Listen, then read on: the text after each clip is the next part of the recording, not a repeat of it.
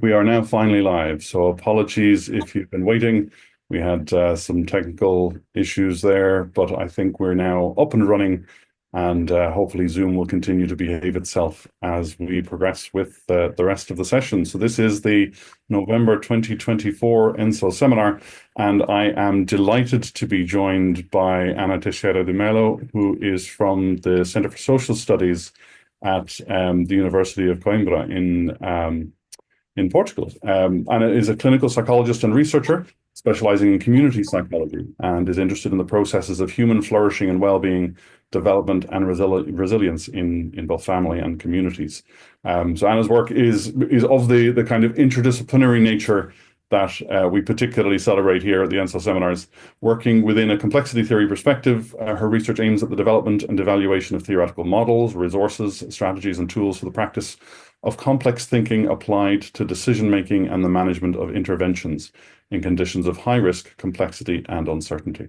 Her research has involved action-based and applied research focused on development, implementation, and evaluation of these models, resources, and tools for family assessment and intervention. So you are very welcome, Anna, and thanks a million for coming on and sharing your work. Thank you. It's lovely to be here, so thank you for the invitation. Yes. So we are a little bit late getting started, but nevertheless, I guess we might still take a moment if take our commercial break. So go straight to commercial. And you mentioned that you have a couple of books that you'd like to point at least to the answer.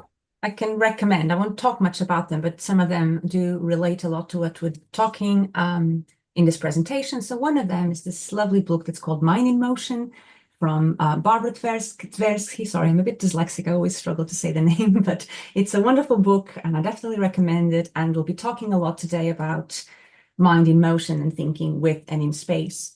And the other one that's a bit more foundational, but I think also relates a lot to what we'll be talking, is about the roots of the thinking and the embodied roots of the thinking and our evolutionary history somehow into how we come about to think.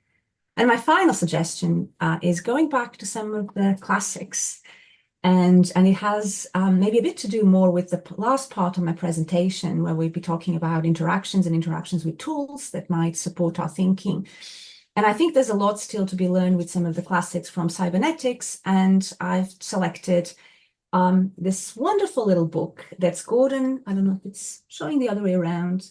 I think can't really, but it's Gordon Pask's Conversation, Cognition, and Learning, a Cybernetic Theory and Methodology. And I think conversation theory is definitely something that we should try to come back to. And I think there's a lot here in this work that could help us with some of the challenges that we're facing right now, even with artificial intelligence. So these are my suggestions. So thanks very much for that. Yeah, Pask's work is really fascinating stuff. That whole domain of second order cybernetics and given that we've given ourselves these new feedback loops through AI tools, there's going to be a lot of figuring out how best to make sense of them. So yeah, it's definitely worth revisiting the classics, as you say. That's brilliant, but it's not classics, but it's fresh, hot new work that you're going to be presenting today. Some of the things that will be tying different threads, or at least as you've mentioned to me before we came on, that as far as you're concerned, these threads are already together, but you'll be demonstrating perhaps some of them more clearly how they come together in the domain of your current research. Yeah. So thank you. I'll be talking a little bit about some really hot research, and some of it that's been conducted with Leticia, who just happens to be here with me, Leticia Renaud. So I'm going to start my presentation with my acknowledgements, really, because Leticia has been found, a key partner in the development of the work that I'm be talking today, and Leo Caves in some of the earlier thinking about the whole foundations for complex thinking. So I just like to leave this note, and Leticia can probably join us in the discussion later on.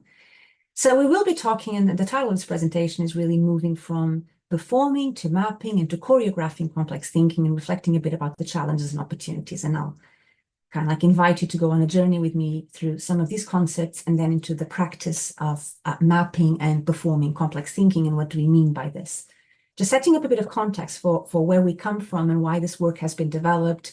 And And it's really built on the realization and the calls that many people have launched, namely at Gartner, of the need for developing more complex modes of thinking. So the realization that a lot of the problems that we face right now are probably due with the lack of congruence between our modes of thinking and the way that the world is organized and its complexity, and the fact that our actions end up leading to unintended and many times negative consequences. So there's something that fundamentally needs to change in the way that we relate to the world and we relate to our own organization and our own being in the world. So there's a certain number of pragmatic necessities and the pragmatic pressure that kind of like guides our work and that steers it in particular directions. And we're building from a sort of adaptation of Ashby's laws of requisite variety that would say that any controller needs to have as much variety as the system that they're trying to control in order to be effective. So we put a bit of spin on this and saying that any intervener, anyone that wants to perform or manage some kind of positive change in the world, would in principle need to be as complex as the systems that they're trying to affect.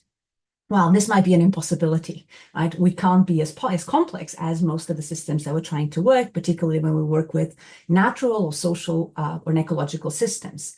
So how do we manage this challenge? And our major argument is that even though we can't be as complex as the systems, we can establish a kind of coupling relation with these systems that it's more complex than we are. And that coupling relation, if it's complex enough, it will generate some kind of emergent properties, information that will guide us in the action with those target system of interest, even in conditions of partial information and uncertainty. So somehow we can couple with the systems in a way that a relation itself guides us into effective actions, even when we don't know the whole about it.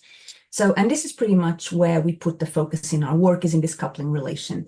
So the notion that our knowing is dependent on relation, and it's dependent on the kind of boundaries and constraints that are established in the couplings between different entities or observers and their environments, right? And that these couplings generate information as differences that make a difference in the sense that Bateson would talk about in our own internal states in relation to our environments, in the emergent micro worlds, to use Varela's expression, that come out of these interactions, and in the organization of our relations and the kind of effects and top-down effects that come from this. So the couplings generate this kind of information. So what do we mean by complex thinking, and how does this relate to this concept? I'm picking up from a small theoretical proposal that was published in 2020 on a framework for understanding the practice of complex thinking, where I define complex thinking from an enactive perspective, based on the history of structural coupling that brings forth the world and the interaction, like I said, between an observer and their environment. And assuming this kind of embodied and enactive perspective of cognition, we define complex thinking as simultaneously a process and an outcome of the coupling between a given observer and a target system of interest that has particular properties. And as a process, the complex thinking allows us to, it's somehow a kind of coupling that attends to, in the sense that it might describe, anticipate, explain, and adjust to the complexity of a target system of interest. Or if we want to, is a kind of thinking that's capable of recognizing features that we these days attribute to complex systems. And this would be close to what people call complexity thinking. Now, our notion of complex thinking encompasses complexity thinking, but goes a bit beyond and says that not only the thinking is capable of attending to these properties of complex systems, but it's capable of enacting and performing those same properties in the way as contributions to the coupling relationship with our environments. Just to some extent, complex thinking performs that complexity, not just recognizes that complexity in the world. So I'll work a bit more through this idea. And as an outcome, the complex thinking is the moment-by-moment product of that kind of coupling process. And the more complex the thinking, the wider the variety of descriptions, explanations, and anticipations that we're capable of generating when interacting with what I'm calling a target system of interest. That coupling will generate novel information that is not explained and not reduced to the bits of information that we had in the beginning of the interaction. And that kind of novel information increases somehow the coherence in our coupling with our target system of interest and the complexity of that relation. And it generates a wider variety also of possibilities for action that will lead to more constructive and positive interactions between all the observers or critical observers in that system, and eventually to more positive outcomes as recognized also by the widest possible variety of observers in that system. So this is pretty much how we define complex thinking. And I won't go into the philosophical foundations of the work here, but I have to mention just a couple of notes. One of them is that we are conceiving as complexity as inherently relational property, so it's not something that's in the observer, it's not something that's in the world, it's something that emerges from this coupling. And so we can talk about this kind of co-evolving complexities to some extent. And the other notion is that even though I'd be talking about complex thinking, and sometimes it might look like I'm talking about it as if it's absolute, it's just as if, because I'm always talking about complexity as relative, okay? And relative from the perspective of particular observers that make particular kinds of distinctions in the world. And so you can have more complex observers will be the ones that are capable of recognizing the distinctions of others and understanding even how they are performed and somehow coordinating, which is represented here by this kind of idealized observer. And so, again, the complexity is dependent on the perspective of a given observer in a given moment in time in relation to a given system in a given moment in time too. And as an outcome, you could kind of like evaluate it in different degrees depending on the level of differentiation, of integration, of emergence that's generated in those descriptions of the world and that emerges from that coupling. So these are just some notes. And what I wanted to say is that I want to actually to start with a different slide, but maybe I'll start with this. So the framework for complex thinking, we try to understand what are the properties of complex systems that give them those amazing capacities of adapting, of evolving, of generating a kind of novelty that will be inevitably ecosystemically fit, that fits their environment, that supports this kind of coevolution. And what the framework says is that a complex thinking that needs to perform these properties of complex systems, and we try to understand what are those properties at the level of our thinking as this kind of contributions for our coupling relations. And each of the properties of the model that I'll be presenting in a while are a bit like lenses, right? Or if better than lenses, they're a bit like movements that we perform in the world. And as movements in the world, they bring forth particular types of information and bring particular types of descriptions, which is what you have in these images here. Each kind of property of complex thinking, each kind of movement generates certain types of distinctions. Now, what the model says is that if we allow these properties of the thinking to interact amongst them, as elements do in complex systems in nonlinear ways, then something interesting can come out of that interaction. And you might have a kind of emergent, abductive leap coming out of those movements, something more that's generated through that combination, if you want, to an interaction of different kinds of movements in the world. And you can have a small leap where you just integrate somehow and combine the different perspectives and the different distinctions that come out of these movements. But you can also have a more significant abductive leap where new information is generated that when you go back and apply it to your system, it reveals more. And it reveals something that you couldn't just see with the sum of the little movements or the little properties that you were doing before. So to this, I'm calling kind of second order complex thinking. It's a kind of abductive and creative leap that generates this surplus of meaning and surplus of information that then it's capable of guiding our actions in relation to that system, even when we don't understand it all. So if you want to, is a kind of abductive mapping of that system. I don't need to understand it all. I need to do certain types of movements that generate certain types of information, that generate kind of emergent insight, and then move on from there. And these are the properties of complex thinking that the framework defines. I won't have time to develop them all, but we talk about 9 dimensions of the complexity of the thinking and the ones here marked are the ones that we've been working more in the tools and the approaches that we've been developing, from structural complexity to process complexity, causal and explanatory, observer's complexity. And we have 24 properties of this model. So if you see the framework kind of like looks a bit flat, it's a bit unidimensional, it's just a list of properties, but actually the model conceives them as, again, also kind of like interacting particles in the system. So this is more how the model is organized. So you have these different dimensions of complex thinking, and it's really the way that they interact with each other in generating or constructing a given view of the world and a given understanding of the complexity of your target system of interest, of its environment, and of yourself as an observer in this network of couplings.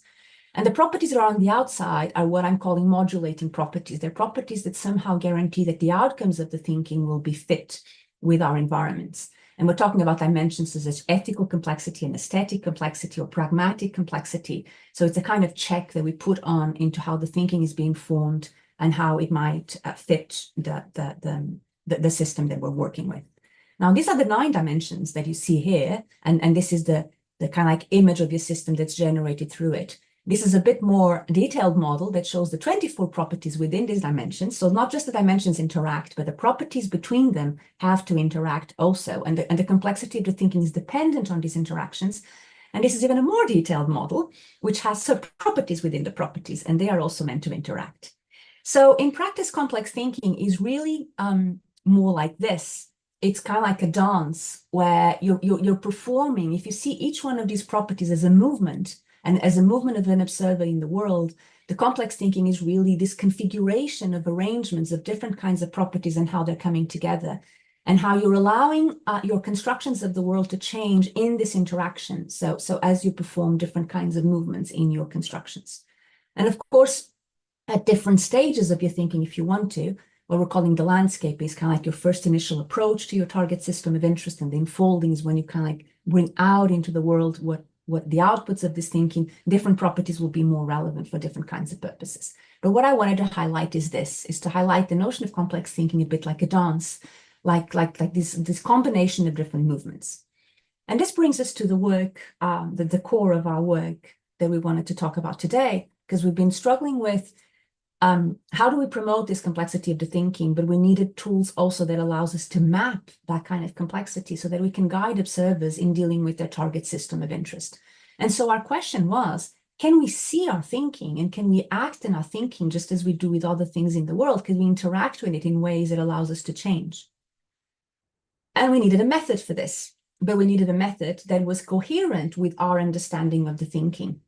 And this was the challenge that we tried to embrace. So we needed a method that would approach thinking as constituted by differences, as thinking as a continuous process and flow, as a stream of differences that's generated in our interaction with our environments, as an entity that's not really located in space. It doesn't have clear boundaries. I can't pinpoint where the thinking is, but something that's necessarily grounded simultaneously. While it's not located in space, it's dependent on our movement in space. So there's this kind of embodied foundations that we needed to acknowledge. And we wanted to see the thinking as this pattern of configurations of relations between these different movements that I just talked about. So we started to think of a method and what were the requirements for the development of a method that allows us to map the unfolding of complex thinking. So we decided to choose a method that was predominantly qualitative. We needed to capture the qualities of these different thinking movements. We wanted it to be visual because we wanted to be able to see the thinking and to interact with it from this kind of embodied perspective too. It needed to be non-reductive because even though the thinking embraces all of those properties, it is not reduced to them. It is really the interaction between the properties that are important. So we needed a method that allows us to capture the part-whole relations of the thinking itself. You needed to capture the dynamics because the thinking is the unfolding, is the continuous stream of differences. So we needed to allow us to see that, but also to capture those configurations of properties. And that will allow us to have a sort of immediate and intuitive understanding of what was going on so that we could use it as an intervention tool and as a feedback tool to practice complex thinking.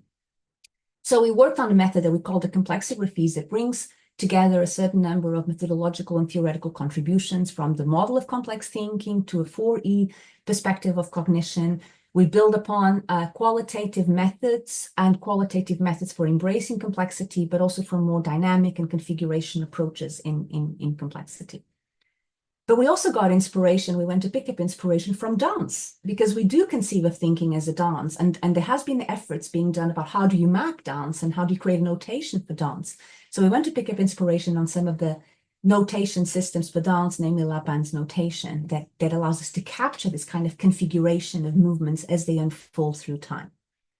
So we tried to do that. We saw each one of the properties of complex thinking that I talked about as movements in an interrupted dance, and they come together in particular ways to generate an overall pattern.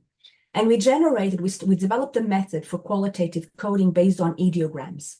So little images that would synthesize and capture the complexity of the movement without really reducing it. So it's not a reductionist approach. We're trying to capture the whole aspect of the movement and the embodied dimension of the movement. And so we chose ideograms in the sense that it allows us to condense meaning. And these are just examples of some of the symbols or ideograms that we used in our complexigraphies, in our mapping, where each one of these movements corresponds to one expression of those 24 properties of the complex thinking movements. Okay, we actually are not covering the 24 right now. We're only covering a restricted set, but we'll get there. So just to give you an example that we're using these ideograms.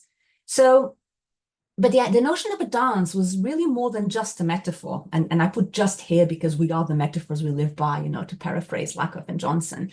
But that the thinking itself, it's generated through these differences that come about our moving and our acting in space. Okay? So, and this has implications for the kind of potentialities that these complexigraphies have. So to start, to quote Tversky as the book that I showed a while ago, our actions at some point get abstracted to features that act on thought and to patterns, to diagrams that convey thought. So our actions in space create abstractions, what she calls the spiral of abstraction. So at some point in our development, in our being in the world, our actions get mapped into abstractions, and gestures then become means through which we can manipulate and we can shape the thinking. Okay. So our thinking builds from these movements, and then at some point, these gestures develop this capacity to act on the thoughts themselves. So gestures become actions on thoughts. And we see these ideograms as some sort of metaphoric gestures. Okay, they allow us to manipulate and to interact with the thinking as movements in space. So we developed two kinds of maps in the complexigraphies, and I'm going to show you. One is a more process map, and the other one is a more content map. And this is what a complexigraphy looks like. And it might look quite complicated, but as you see, you read this as you read a kind of music notation or a dance notation. In this case, you read it from left to right. This shows how different kinds of thinking movements come together at different moments in time. And you can read the maps vertically, so you can see which combinations of movements are being done at a particular moment in time, but you can also see it diachronically. So you see how they unfold through time, and now how they change, and what kind of movement succeeds the others. So this is so they are read. These are really process maps, so they show us those kinds of movements that are done through time. And I have things like the top bit, for example, represents dimensions of the complexity of the observer. Down here, you have dimensions of causal and explanatory complexity. I could read the map for you. If you're interested in this, in the end, I'll give you a bit of a reading. So this is an example of another map, which you see just by looking at it, you can see that it has a different degree of complexity from this one, just by the kind of combinations of movements, a very simple map. And if you see, this map doesn't really have content, but the numbers here have a relation to content. So we're mapping processes and not contents, but the contents somehow anchor the processes and allows us to identify it. So we have another map, which is a content map. In this case, is a map that's built to understand family systems and to support practitioners in understanding their thinking in relation to family systems. And these circles represent thematic contents that you could think about when you think about the internal complexity of the families, their environment, and the role of the observer and their coupling. And what you see here, you have these little circles here. They represent iterations, is when in the thinking the observer was touching these contents, if you want to, and then what kind of relations are built between these contents too. So you have an idea not just of what people are thinking, but also what are the attractors and what kind of relations are built, which relational movements is one of our key thinking movements that they also appear in these maps too. We map relations here too. So you have a kind of flip, kind of a jewel of a graph kind of map. One is a process and it has a bit of the contents hidden, and the other one has the contents and it has a bit of the process behind, mostly in terms of dynamic movements. So this you see another set. This is a very simple map, a very reduced complexity, just to give you an example. These are other kinds of maps. And then again, in the end, I can read it a bit for you. But what is interesting for us is this possibility. So this allows us to map the complexity of the thinking, but now we're also working with these as intervention tools. So there's a dimension of reflexivity that's introduced by the maps that's quite important. Your thinking becomes something that you can interact with, that you can touch, that you can see, that you can manipulate. And these complexigraphies, these cartographies somehow have the potential to introduce a perturbation in the coupling between the observer and the system that's being mapped and the world that emerges from that. So they become powerful intervention tools.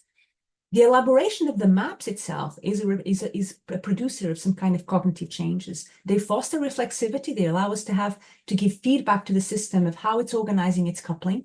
They open new possibilities for action because the maps are important not just for the movements that they show, but for the movements that are not there, and for the kind of suggestion of a next possible movement that could come with it. It allows us to focus on the processes and the movements of the thinking, and it guides the coupling to that extent. But also the interesting thing is that the symbols that we have, the ideograms that we have, can be mapped onto physical gestures. So a lot of those symbols have a resemblance to particular types of physical gestures. And notice, for example, that I'm doing this. This would be the gesture for reflexivity when you're coming back to yourself, or the gesture for process. So we can use gestures to map the kind of, to guide the performance to some extent of these cognitive movements. And the complexigraphy can be mapped. And you can choose those ideograms to be more social and culturally sensitive for something that people would more easily understand and would associate with particular types of thinking movements. Now, this opens a whole array of new possibilities, because from mapping complex thinking, we could move towards the idea of choreographing complex thinking. If I can map, not just I can use the maps to provide direct feedback to a thinker in relation to how they're organizing their coupling, but we can actually choreograph. We could suggest different kinds of movements, and we can use physical movements to scaffold the kind of abstract movements to do that. So this is our base idea. This is where we're trying to work now, is this notion of how do we choreograph then the thinking, building from the complexigraphies. And there are different kinds of possibilities here. On the one hand, we've been exploring, could we use virtual reality and AI somehow to create these spaces where you can actually interact with the information that's being generated, with the kind of movements that you do and seeing them being performed. We can have tools that facilitate particular types of physical movements that are choreographed by the maps, right? So the maps kind of like tell you what is the next movement that you could be doing given the level of complexity that you are in right now. But we wanted tools that could also help us identify these alternative maps that would work better for particular kinds of configurations. And ultimately, we wanted tools that dance with us.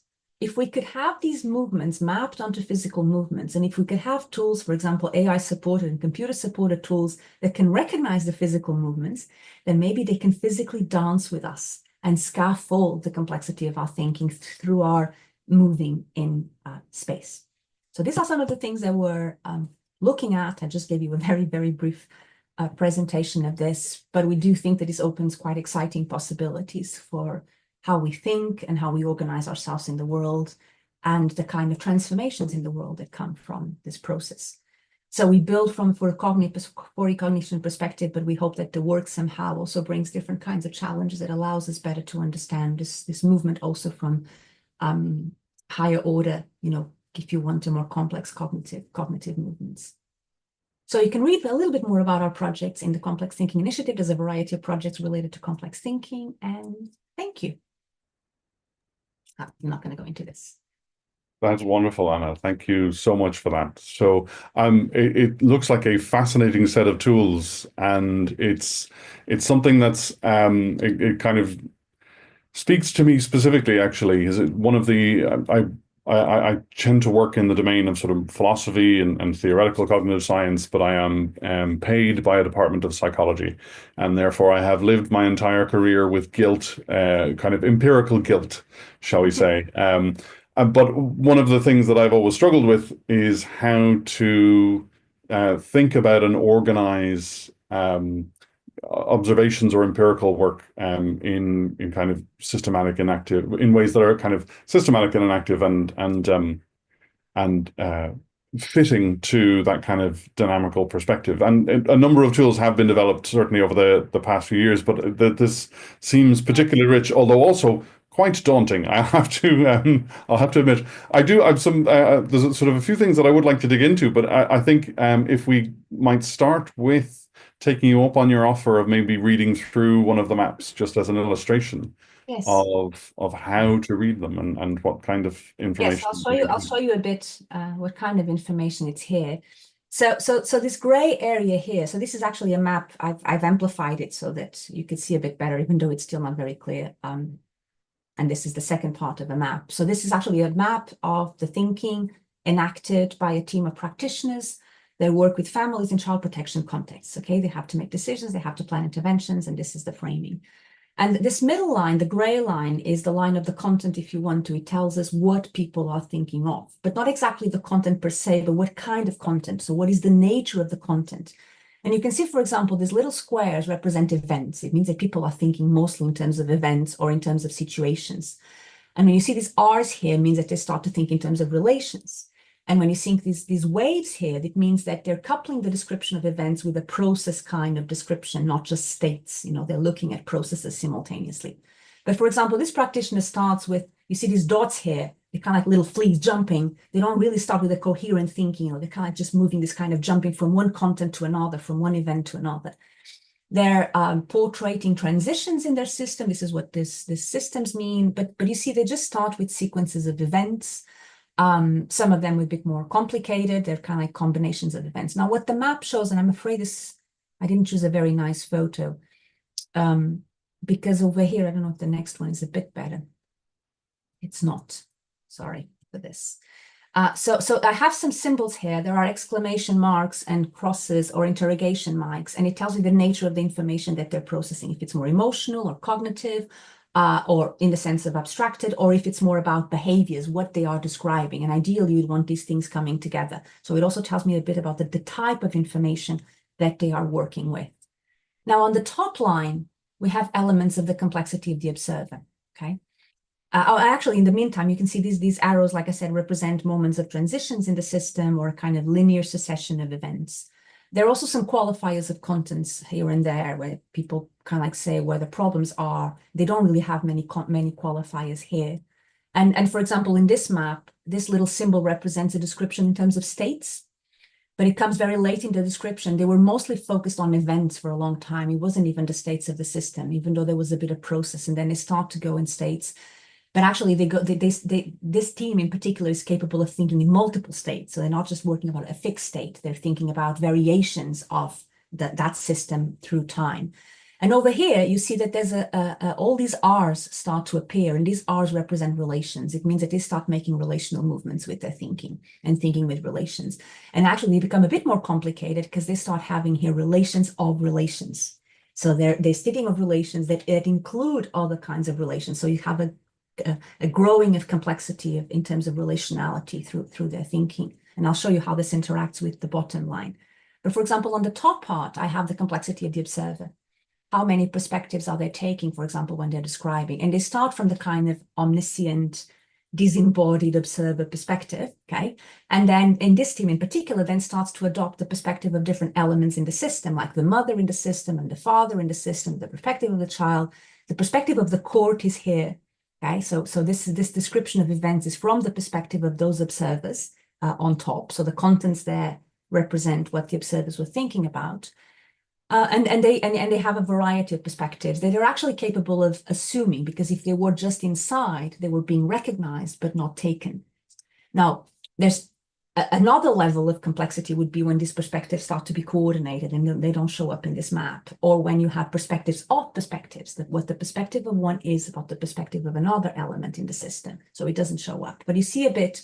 So because there's a sort of vertical dimension, for example, here, it shows that they were thinking about a particular event from the perspective of a disembodied observer. They were making a descriptive movement and they were making a reflexive loop here, a return to parts, and I'll explain this a bit.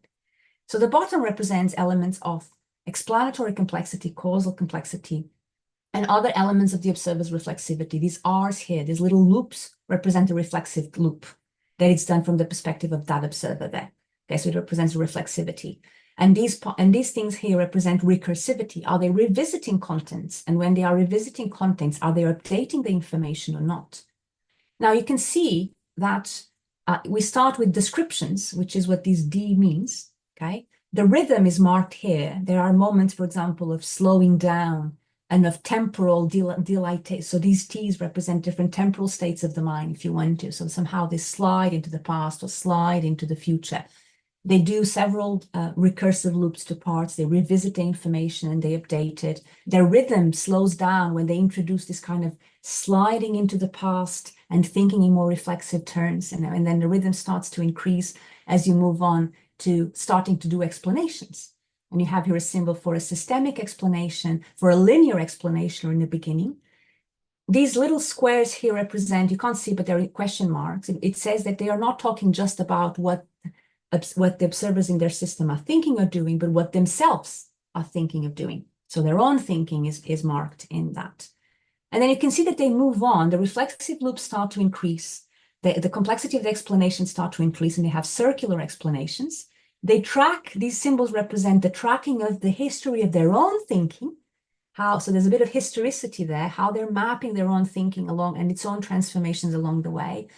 And you can see that they start to have circular explanation, more systemic explanations. This represents the focus of the explanation I want to tell. And as the relations start to increase and relations of relations, you start seeing the explanations becoming more complex too. And you have from linear, you move to more complex explanations. And actually in this team, in the end, you have this little star, which means that there was a moment of emergence. Okay, there was an insight and something that now allows them to do an anticipation in terms of prediction or action. Okay, so this is just a very basic reading. There are all sorts of nuances here. You can see that this team, it's, the explanations are all linear, all very descriptive, all focused on events. There's no processes here. There's barely any perspectives. There's no variety of information. It's a very, very different map. And this, like I said, shows you the contents and the kind of relational movements between the contents that were done. Fascinating. So, and then when you talk about moving from cartography to choreography, you're using the same maps except as you said, as a musical score, almost as a means. So are those kind of less detailed and kind of more suggestive, or is the intent to have really quite a fine grain of resolution? You can have a quite fine grain. The beauty about these maps, so we use them in supervisions with practitioners, and we actually do them live as the thinking is being unfolded. It doesn't show up like this because we do it handwriting. That's still one of our challenges. We want a tool that's capable of designing them like this immediately. So we have two moments of feedback. One is the live and one is a post session when we do the maps like this. But the beauty is that because I'm doing them live, I can then make suggestions at the moment of what is the next more likely movement, building from where the people are. Because you have gradations of complexity, right? So you can't really introduce a movement that will break too much the pattern, but you do need to introduce a movement that will change the pattern to a significant increased level of complexity. So I can use this to just kind of like, as the thinking unfolds, to make suggestions of next movements that would come, a bit like a maestro is doing, with an orchestra, and then you can just call for that movement or that movement. Or in the end, once you have like unfolded a certain number of your thinking, that we can look at what movements we're missing and how can we perform them and what difference does that make. But we're still hoping of doing this kind of live choreographies. And actually, we're trying to rehearse something right now. We're starting a study that's going to do something very different, which is we have been doing this kind of feedbacking and guiding, but aware of the content. So we're also doing the thinking as we're doing this. And Leticia and I have been trying to play with the idea of doing these choreographies while we are blind to the content. So we're really just calling out the movements and allowing people to do them and see what difference does that make, and can we have the same kind of effects? So is it really the movements, and how much of the content do we need for that? And that, I guess, gets at one of the key things that you mentioned, but I guess didn't have time to go into, which is that relationship between the ideograms and gestures. Yes. So, how is that relationship evoked in the first place? Is it very much these are things that you have observed, or is that relationship more designed? It's more designed right now, but what we're hoping to do, and one of the projects that we aim of being able to do, is to work on mapping on the one hand, these kind of everyday practices of complex thinking that people have, because they're embedded in their everyday life. There's thinking movements that in some cultures are not very frequent, but you can still find them. And we wanted to build a wide array of practices, of cross-cultural practices of how these movements can be performed, but also to work with people so they can give us their metaphors. What kind of, and for example, getting inspiration from nature, what kind of symbol would best work for them to think about this kind of reflexive loops, for example, the coming back to yourself, or the going in circles, in thinking in terms of recursive, or thinking in terms of process. So you could replace these symbols that we chose, that allows us to identify the kind of movement by something that people can connect with and make these maps more socially and culturally relevant. And so allow people to work with their own thinking in ways that are closer to them. So the symbols can be chosen, and then the gestures can be chosen also in relation to that kind of cultural background. No, that's great. And I guess that brings me to one of my more abstract questions, I guess, which is, and this is drawing on, or sort of something that sort of struck me really quite early on in the talk. So it's a kind of almost like a fundamental question, and it's one that always carries a certain amount of controversy in enactive terms. But you mentioned, you described the coupling and the interaction between the system, the agent in the world, or the observer in the system, as generating information. And that crucially that generation of information tended to involve movement, or at least some kind, some aspect of interaction, however we might consider movement, depending, I guess, in what kind of domain we're talking about. But can I ask you to talk then about a little bit about what you mean by information there? Yes. Because there were sort of some situations where it felt, well, that's very kind of ecological information, it almost Gibsonian in the way that it's certainly when you discussed about information being created in the process. But then there were other times when you described information in terms of descriptions of the world. And that sounded, I guess, a little bit more traditional. That's not the information. That would be the construction that you do building from that information, right? And then that would be the Okay. thinking as a. So I talked about complex thinking as a process, but then there are moment by moment outcomes of that process, things that emerge from and constructions that you do. And then that's what I was talking about when I'm talking about we generate descriptions, we generate explanations, we generate anticipations. But there's the process and the information we're taking it really in a sort of Batesonian way is the difference that makes a difference, is the difference that's identified by a given observer or a given observer in a particular system. And the notion of difference is what's at the base of these maps. We're mapping differences. We identify the thinking movements who something that changes in us. And actually doing the coding of this is quite a transformative process. And we're trying to write a bit on that. You kind of like need to have the method change you so that you can use it. Because in doing the complexigraphies, our modes of thinking change because we're starting to attend to these processes and we're starting to attend to the little nuances and to the kind of information that's generated in our own contact with the person that's doing the thinking in their relation with their target system of interest. So there's quite a complex system here. And the thing that's being mapped is changed during the mapping, right? There's a sort of circular relation here. So we're not mapping something as it is, we're mapping something as it is becoming through our mapping too. But this is also where the possibilities are, because in that mapping, and as we are attending to different kinds of processes and making different kinds of movements, the world changes.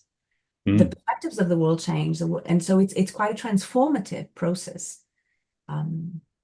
That gets, I think, almost answers in advance the question I was going to follow up with, which has to do with that notion of complexity and the way in which you described and, in fact, defined complexity as a relational property. So that, to an extent, I guess, we're seeing complexity then, or defining complexity as the extent to which there will always be more when we look for more. And it's almost, and the as you're world has this interacting, because you have different types of information, different types of interaction between that information. So you're developing more differentiated constructions, more integrated constructions, and then the world changes the next moment, right? So the contributions also of your environment to how you're thinking are also enriched by your own being in it. And so it's a circular, recursive, and evolving process, definitely. And so the more complex you start thinking, also the more complex the movements that you can do next. And so it's that's why it's kind of a relative process always, right? So even when we're thinking, like when we're working with human systems and with practitioners like I'm working, to work about this, I can't talk about this absolute notion of complex thinking, there's not like a standard that they should meet. There are more complex states and processes that they can achieve in relation to where they are, and of course, we can see different, and this is one of the interesting things for us, was also seeing, does this level of complexity make a difference then in practice? When we start having, we want to start having some intervention studies where we're coupling these kinds of mappings with the interventions and seeing, does it really make a difference, for example, in how a case is managed by a team of a family, practitioners. So, and I guess that opens up a question then in terms of how it sort of works with the practice of the practitioners themselves. So, is the notion that you might have something akin to a traditional case formulation that has been articulated through these kinds of maps, or is that really kind of too state-based or too state-focused a notion, and that the maps really are part of mapping and reflecting on the process of the interaction between the practitioner and their client, rather than any kind of more general mapping of the state of the relationship or the client's experience or similar? Well, actually, there's a bit of a mix, and we can take different starting points. Okay, so sometimes I can just ask practitioners, for example, to just tell me about how they understand the case in whatever ways they normally do, and then we start mapping, and then we see what possibilities come as we invite them to do different kinds of movements. And of course, you would see that certain theoretical frameworks do constrain a lot the kind of movements that you do. And certain theoretical models for me are quite simplistic in the kind of thinking that they afford. And we see huge differences, for example, between practitioners. And to be honest, I work with interdisciplinary teams of practitioners where we have social workers and social educators and psychologists. And it's with great sadness that I'd say that the psychologists are the ones that tend to have the lesser complexity in their maps, because a lot of the models are quite restrictive, at least in the mainstream, still traditional and very behaviorist, also kind of psychologist. But so we can start by that. This map that I showed you, and I still share screening, yes, here has a theoretical model underneath it, okay, which is, I have another piece of work that's about understanding relations as complex systems and the role of what I call love force as a transformative property of complex systems. And so there's a theory behind it of how to understand families from a complex system perspective. And we're actually mapping to what extent, even without training, are the practitioners thinking those dimensions that this particular theoretical model talks about. Okay, so there's a theoretical background. I could have done it in a totally inductive way, but we have this map and behind. And of course, when we work with the complexity in terms of the contents, at least we're working from this map. So I guess we could start from here, but I can also start from scratch and start from the movements, okay? And really just start with the movements and ask people to generate that kind of construction in a more less constrained way from the onset, where we guide the movements and help them generate the thinking as we go. So we can just use them in different ways. And if you just go back to the content map there for just a moment, so there is the just that line across the bottom, and that seems to have a progression to it. This is a line of that, or is that? This is a temporal line. It just tells me if people are working with these contents in different timescales. And actually, I have them here, for example, when the line is interrupted, it means that this was something related to the past. And when the line is a full line, it means that they're talking in the present, and actually they don't have anything about the future. We use a double line. When they're not even explaining. This also tells us something interesting, like where are they operating in terms of timescales? And you can see that there's a lot of past, a lot of what was in this description, very little of what is, and very little of what could be, and the rehearsal possibilities. So it's one of the properties that has to be more with a temporal dimension. So I guess that really does give us some indication of how these could be used as interpretive or almost therapeutic tools to provide an insight that might not jump out directly. Yes. In the interactions. Yeah, I would probably invite this team to start inviting the family to start thinking more in terms of the future. How do they see themselves operating with their environments in future terms or internally?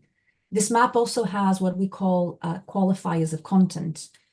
And we also map it on the other process map. These symbols here represent qualifiers of content. So these C's represent areas where, for example, practitioners have seen change and identified change. These X's represent areas where we have a target. They think that there's something that needs to be targeted there.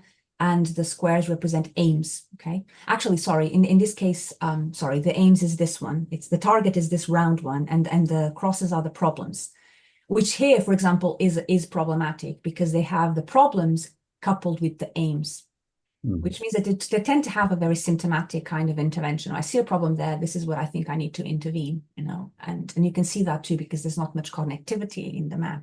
So there's not enough relations to kind of have a sort of emergent understanding of what kind of dimensions could have a more systemic effect if I worked with them. And I mean, I guess so. The complexity of the maps, obviously, and even just the complexity of the notation, would suggest that this would be something that would be very difficult for a single practitioner to do by themselves as part of their note taking or reflection. Or is it intended that, in fact, if you know, with the right tools or with enough practice that essentially you could almost do this as you go within a session? Well, that would be ideal. So I think it does take a little bit of time. And that's why we're trying to work with, can we create these maps with symbols and languages that people can relate to more easily? But it requires a lot of complexity just to build the maps, because it implies that you're already aware of all of these movements and how they've been coordinated. And I would say that if you can do that on the spot, then wow, okay. So it's not, I'll find it hard.